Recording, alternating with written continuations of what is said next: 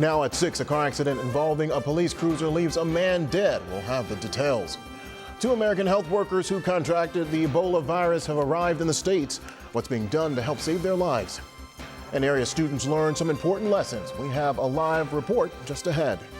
It was a soggy Saturday as plenty of rain fell across the region today. Meteorologist Lindsay Anderson was tracking it all and has the latest rainfall totals. Lindsay.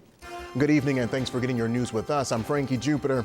New at 6, a man who collided with a police car in Vinton yesterday has died. The accident happened while the officer was directing traffic after an accident on Washington Avenue. The officer was able to jump out of the way. Vinton police tell WDBJ7 the truck driver may have suffered cardiac arrest before the crash.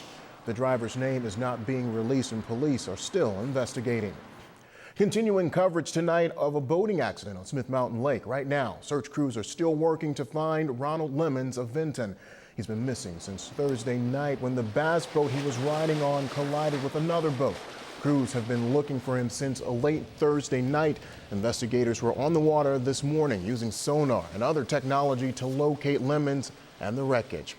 The body of the man missing at Smith Mountain Lake has been found. The Department of Games and Inland Fisheries tell WDBJ7 a dive crew found the body of Ronald Lemons around 1 p.m. this afternoon. Last night, crews pinpointed a target area where the body was. Lemons went missing last Thursday after the boat he was on crashed into another.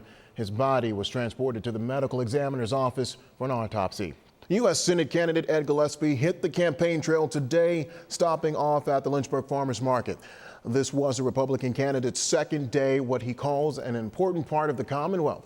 Gillespie spoke about his positions on accessible health care for Virginians and believes it's his ideas for economic growth that will help him defeat Senator Mark Warner.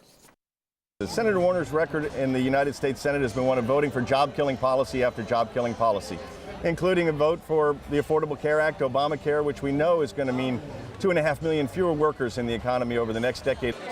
Gillespie also talked about the Veterans Affairs reform proposal. He says he's behind the recent Senate bill to modify VA hospital policies. And a casting call here in Roanoke could land you a role on the big screen. Your hometown news leader, WDBJ7.